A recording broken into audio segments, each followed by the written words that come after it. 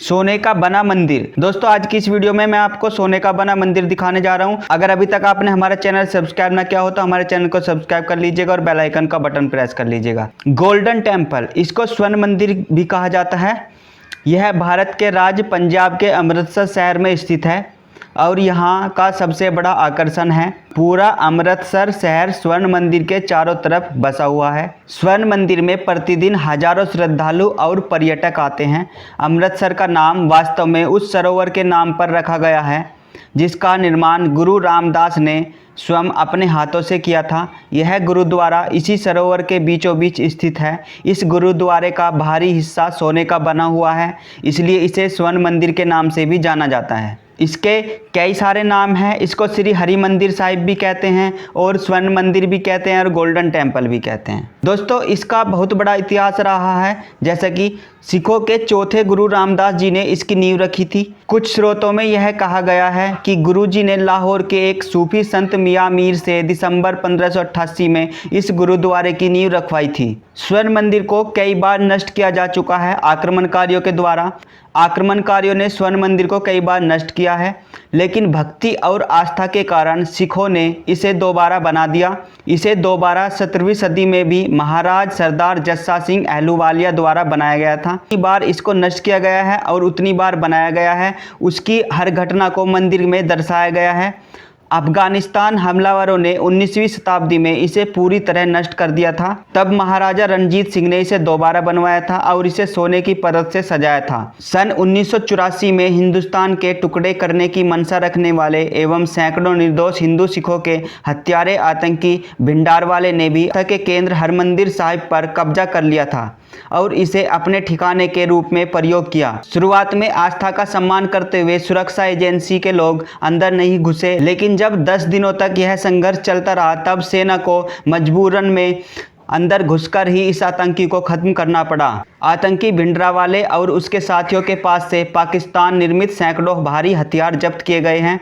2017 में प्रस्तावित शहीद गैलरी में एजीपीसी ने भिंडरावाले को एक शहीद के रूप में पहचान देकर सबको चौंका दिया और भारत की अखंडता को ठेस पहुंचाई और सभी धर्मों के राष्ट्रवादी लोगों को उनके इस निर्णय से धक्का लगा। हैदराबाद के 7वें निजाम मीर उस्मान अली खान इस मंदिर में सालाना दान दिया करते थे।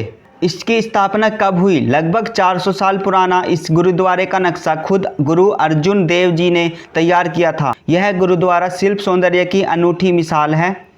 इसकी नक्काशी और भारी सुंदरता देखते ही बनती है। गुरुद्वारे के चारों ओर दरवाजे हैं जो चारों दिशाओं पूर्व, पश्चिम, उत्तर, दक्षिण में खुलते हैं। उस समय भी समाज 4 जातियों में विभाजित था और कई जातियों के लोगों को बहुत से मंदिरों में जाने की इजाज़त नहीं थी, लेकिन इस गुरुद्वारे के यह चारों दरवाजे उन चारों जातियों को यहाँ आने के लिए आमंत्रित करते हैं। यहाँ हर धर्म के अनुयायी का स्वागत किया जाता है।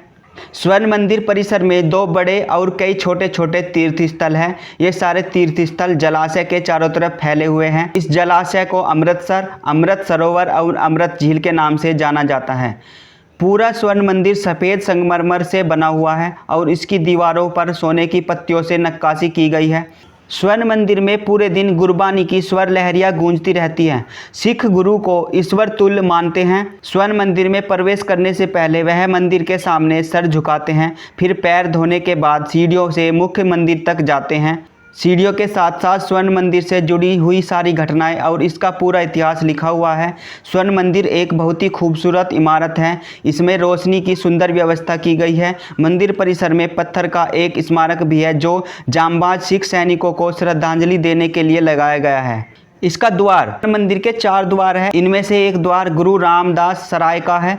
इस सराय में अनेक विश्राम स्थल है। विश्राम स्थलों के साथ साथ यहाँ 24 घंटे लंगर चलता है जिसमें कोई भी प्रसाद ग्रहण कर सकता है। मंदिर में अनेक तीर्थ स्थान हैं। इनमें से बेरी वृक्ष को भी एक तीर्थ स्थल माना जाता है। इसे बेर बाबा बुड्ढा के नाम से भी जाना जाता है। कहा जाता है कि जब स्वर्ण मंदिर बनाया जा रहा था तब बाबा बुड्ढा जी इसी वृक्ष के नीचे बैठे थे और मंदिर के निर्माण कार्य पर नज़र रखे हुए थे। इसका सरोवर, स्वर्ण मंदिर सरोवर के बीच में मानव निर्मित द्वीप पर बना हुआ है। पूरे मंदिर पर सोने की परत चढ़ाई गई है। यह मंदिर एक पुल द्वारा किनारे से जुड़ा हुआ है। झील में श्रद्धालु स्नान करते हैं। यह झील मछलियों से भरी हुई है। मंदिर से 100 मीटर की दूरी पर स्वर्ण जड़ित अकाल तख्त है। इसमें एक भूमिगत तल है और 5 अन्य तल है। इसमें एक संग्रहालय और सभागार है। यहाँ पर सरबत खालसा की बैठकें होती है। सिख पंथ से जुड़ी हर मसले या समस्या का समाधान इसी सभागार में किया जाता है। स्वर्ण मंदिर परिसर में स्थित सभी पवित्र स्थलों की पूजा स्वरूप भक्तगण अमृतसर के चारों तरफ बने गलियारे की परिक्रमा करते हैं। इसके बाद वे अकाल तख्त के दर्शन करते हैं। अकाल तख्त के दर्शन करने के बाद श्रद्धालु पंक्तियों में स्वर्ण मंदिर में प्रवेश करते हैं। यहाँ दुखभंजनी बेरी नामक एक स्थान भी है। गुरुद्वारे की दीवार पर अंकित किंवदंती के अनुसार कि एक बार एक पिता ने अपनी बेटी का विवाह कोढ़ग्रस्त व्यक्ति से करा दिया। उस लड़की को यह विश्वास था कि हर व्यक्ति के समान वह कोढ़ी व्यक्ति भी ईश्वर की दया पर जीवित है, वहीं उसे खाने के लिए सब कुछ देता है। एक बार वह लड़की शादी के बाद अपने पति को इसी तालाब के किनारे बैठाकर गांव में भोजन की तलाश के लिए निकल गई।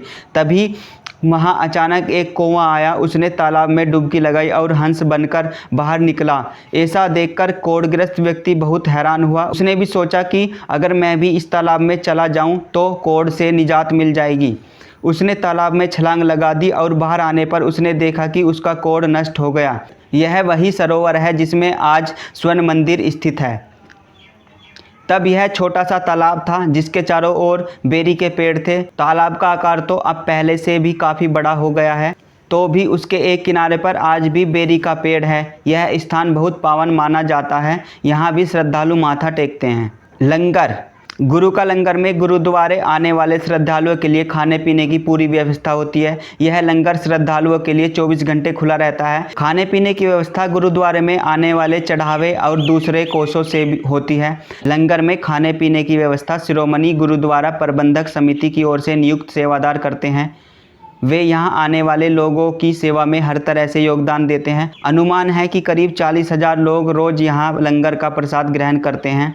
स्वर्ण मंदिर तक कैसे पहुंचा जाए?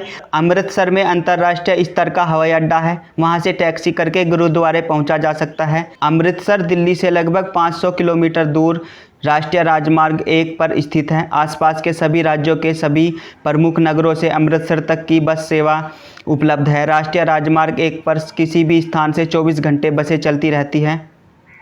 अमृतसर रेल मार्ग द्वारा भारत के सभी प्रमुख नगरों से जुड़ा है। पुरानी दिल्ली और नई दिल्ली से अमृतसर शान पंजाब या शताब्दी ट्रेन से 5 से 7 घंटे में अमृतसर पहुंचा जा सकता है। अमृतसर स्टेशन से रिक्शा करके गुरुद्वारे पहुंचा जा सकता है। तो दोस्तों, आपको हमारी ये वीडियो कैसी लगी? अगर आपको वीडियो पसंद आई हो तो इसे लाइक कर दीजिएगा और ज़्यादा से ज़्यादा शेयर कर दीजिएगा और हमारे चैनल को सब्सक्राइब करके बेल आइकन का बटन प्रेस कर दीजिएगा। मिलते हैं अगली वीडियो में। जय हिंद, वंदे मातरम।